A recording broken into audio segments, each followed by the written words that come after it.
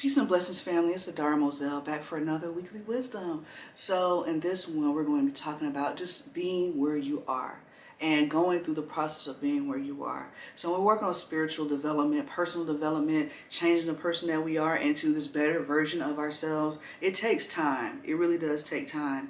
And life can throw us a lot of curveballs. And I just want people to know that it's okay for you to be where you are. Like, don't rush through your process of healing. If you just lost somebody, it's okay to grieve. That is a process that deserves to be honored, right? It deserves to be honored, but we don't want to get stuck there. But in no way and under any circumstance do we want to negate the grieving process. That is a ritual in and of itself. So is the depression process. I know people don't understand it as a process, but it's an opportunity for you to look at yourself, because oftentimes it's coming because we have stepped away from our innate intelligence. Okay, and we're trying to learn how to trust ourselves again. So we can use that as an opportunity to find the steps to take to make sure that we are doing what we need to do, and then use the pleasure pathway, which is reaching for the next best feeling, doing things that bring joy into our life in any way, shape, or form, being honest with the truth of who we are, and doing things that resonate with that and not with our pain and with our trauma. Where we don't really want to talk to our pain and our trauma. Its job is to be traumatized. Its energetic composition is chaotic. So there's no point in trying to organize that. It is doing what it's designed to do.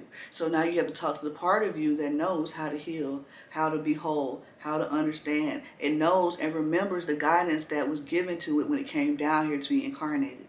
That's still in you. That's the thing that's letting you know that something is off. You have a correcting system. Okay? So in these times in our life where things seem hard, seem difficult, like we don't feel like ourselves, let's tap into that. And if we don't know how to do that, let's ask. Don't ask me necessarily, but we're asking ourselves, because what we're trying to do is build a better relationship with this communicating portion of ourselves. So that's going into the root chakra. A lot of people don't want to deal with the root chakra. Everybody wants to deal with the third eye, with the crown, with the heart, all of this stuff, but you can't do anything without your feet being solidly on the ground. You can't manifest anything without your root chakra. Do you understand that each chakra has a corresponding and a expression of its energy that is directed by, governed by, or is influenced by the other chakras? What do I mean? I mean that through your root chakra, your crown is also expressing. So you having a healthy root chakra is going to allow you to have a healthy third eye. That way, when you see things, you have a grounded perspective of what it is, and it does not make you go crazy. It helps you to filter properly, to understand properly, because if information is just coming in and your system is not processing properly, it's not going to do anything for you. You're going to think that you're psychic and you have powers, but you're really off. Yeah, you see things, but you're not seeing the right thing, right? Or your sacral chakra mixing in with your root chakra, your will, and actually firming it in. So a lot of us set goals for ourselves. We say we're going to do things, but it never really comes to fruition. That's because it's not meeting the earth element to make it whole. This is in your root area. All right. So there's things that we can do that's, one, working with the root chakra, but also working with the earth element within our body. That's dealing with the spleen, the stomach, the intestines. Okay, the spleen, stomach, and intestines. This is also going to help us with our safety, our trust, our security, right? So people, when they think of trust, they don't think about trusting themselves like that. They think about everybody else. But the first relationship and the first trust that you broke was the trust with yourself. Every time you said you were going to do something that you didn't do. And each time you break that trust with yourself, you damage your root chakra and your solar plex, and your throat, and your crown, and your third eye, and it hurts your heart.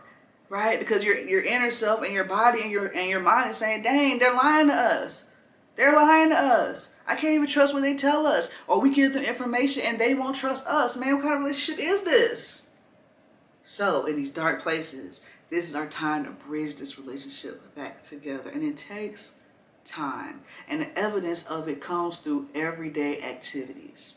Everyday activities. And, you know, there are going to be times where you're like, I don't know if this was actual guidance and I trusted it, or this was going to work out for me anyways if I made this left turn versus this right turn. I was told to go this way and it was a smooth ride. I don't know if it would have been a bad ride if I went the other way. I don't know if it saved me from anything, but at least I can say that I had an inclination and I went with it. Later on, you might find out you avoided something and whatever else. But even if you didn't, it's just a practice of building a relationship with yourself. If you don't trust yourself, if you are uncomfortable with yourself, all of these things, if you feel insecure in the world, all of these things, which are the things that bring us down, we're just going to want to like give ourselves some time to go through that and really see what it is. Let's see what it is. So, give yourself the time, is what I want you to know. Give yourself the time to go through these stages. Within these stages, we get wisdom.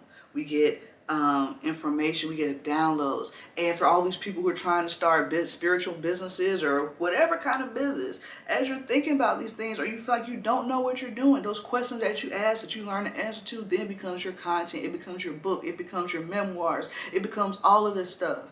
Record yourself going through these things. And then pass this video log down to your children so they can see what it looks like to go through processes. So when you say, hey, I've been there before, they can actually find out and believe you. They can see, oh, dang, mommy really was depressed. So maybe when she gives me this advice of how she pulled herself out, I can listen instead of thinking that she's never been where I am. Right? These are things. So this is a little bit what Spirit put on my heart today. I hope you guys can resonate with it. I hope it's helpful for somebody. And I'll be back on the next one.